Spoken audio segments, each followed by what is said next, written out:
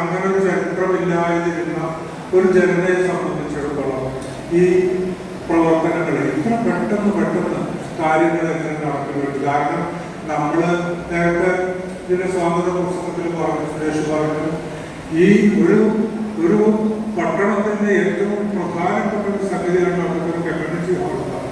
ആൾക്കാർക്ക് ഒത്തുചേരാനും സാംസ്കാരിക പ്രവർത്തനങ്ങൾ നടത്താനും ഒക്കെ ഉള്ളതാണ് ഒരു ടൗൺ ഹാൾ എന്ന് പറയുന്നത്. അല്ലാതെ കല്യാണ ഹാളല്ല, കല്യാണ മണ്ഡപമല്ല ടൗൺ ഹാൾ എന്ന് പറയുന്നത്. സാംസ്കാരിക പ്രവർത്തനങ്ങൾ നടത്താൻ വേണ്ടി നഗരസഭകൾ ഉദ്ദേശിക്കുന്നതാണ് ടൗൺ ഹാളുകൾ. ടൗൺ ഹാളുകൾ കല്യാണം നടത്താൻ വേണ്ടി എല്ലാ കാര്യം ചെയ്യും. ആ ഒരു ടൗൺ ഹാള് അങ്ങനെ സാംസ്കാരിക പ്രവർത്തനങ്ങൾ നടത്താൻ വേണ്ടി വിഭാവനം ചെയ്ത് നിർമ്മിച്ച ഒരു ടൗൺ ഹാള് 13 കൊല്ലം അടഞ്ഞ് കിടന്നിട്ടും ഒരാളും ഒരു മതം തുറക്കണം എന്ന് പറയാനില്ലാതിരുന്ന സാംസ്കാരിക ദാരിദ്ര്യമുള്ള ഒരു നാടായിരുന്നു കുന്നംകുളം. അപ്പോൾ അതിനാണ് പ്രശ്നമല്ല. എന്താ ടൗൺ ഹാൾ അടഞ്ഞ് കിടന്നോണ്ടല്ലേ, എന്താ തുറന്നു കഴിഞ്ഞിട്ട് വേണ്ടി വീഴുന്ന പറഞ്ഞു. ആ ടൗൺ ഹാള് ഇന്നത്തെ ഈ നിലയിലേക്ക് ആക്കി മാറ്റിയത് ഇപ്പോഴത്തെ ഈ നഗരസഭയാണ്.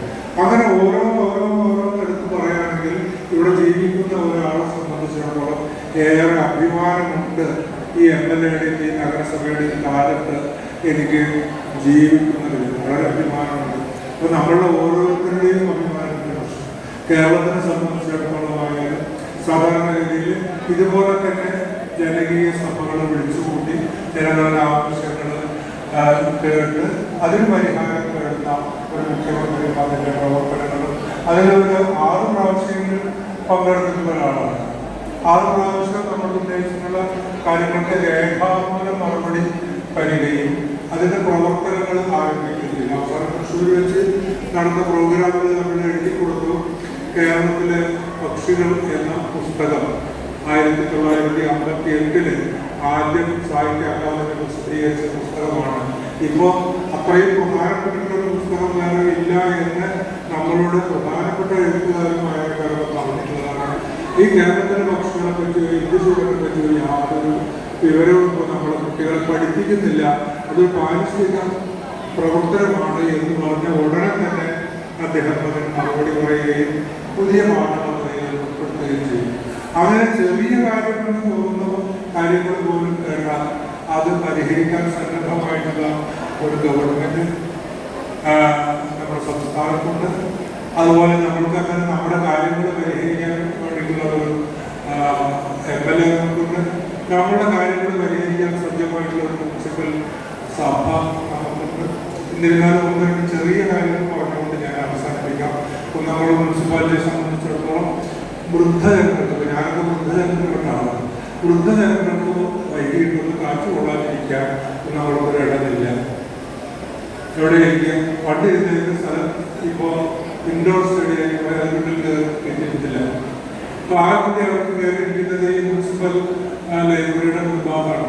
അതിൽ പലതരത്തിലുള്ള എന്തിനെങ്കിലും റാങ്കുകൾ ഉണ്ടാക്കിയിട്ടുള്ളത് അറിയില്ല. അതിൽ ഇരിക്കാൻ പറ്റുന്ന സംവിധാനം ഇല്ല. ഈ വയസ്സായിട്ടുള്ള ആൾക്കാർ പരിഗണിക്കണം. അപ്പോൾ അവർക്ക് വേണ്ടിയിട്ടൊരു സ്ഥലം ഉണ്ടാവും, അവർക്ക് വേണ്ടിയിട്ടൊരു ഇടമുണ്ടാവും. അതുപോലെ ഓപ്പൺ ആയിട്ടുള്ള ഒരു സ്റ്റേജും ഒരു ഓഡിറ്റോറിയം ഉണ്ടാവുക. ഇത് കസ്റ്റഡിയുടെ സ്ഥലമുണ്ട്. നമ്മുടെ നാടകമേള നടത്തി, നമ്മുടെ നാടകമേള നടത്തി 4 ദിവസം ഒരാഴ്ചയാണ് നടത്തിയത്, അമിച്ച നാടകമേള. അപ്പോൾ അത് നടത്താനൊരു ഓപ്പൺ ആയിട്ടുള്ള സ്ഥലം ഈ ബസ് സ്റ്റാൻഡിനൊക്കെ കൊണ്ട് നടക്കുന്നത്, അത് ഒരു ഓപ്പൺ ഓഡിറ്റോറിയമായിട്ട് നൽകുന്ന 1-2 ചെറിയ കാര്യങ്ങൾ കൂടി ചെയ്യുന്നത് സാംസ്കാരിക പ്രവർത്തനങ്ങൾക്ക് ഒരു ആക്കം കൂട്ടും എന്ന് പറഞ്ഞുകൊണ്ട് ഞാൻ അവസാനിപ്പിക്കുന്നു. എല്ലാ അഭിനന്ദനങ്ങളും ഈ മുനിസിപ്പൽ സഭയ്ക്കും അതുപോലെ നമ്മുടെ MLA-ക്ക് പ്രത്യേകിച്ചും ഞാൻ നൽകുന്നു. പ്രത്യേകിച്ചും പറയാനില്ല. എല്ലാവർക്കും നന്മ നേരുന്നു.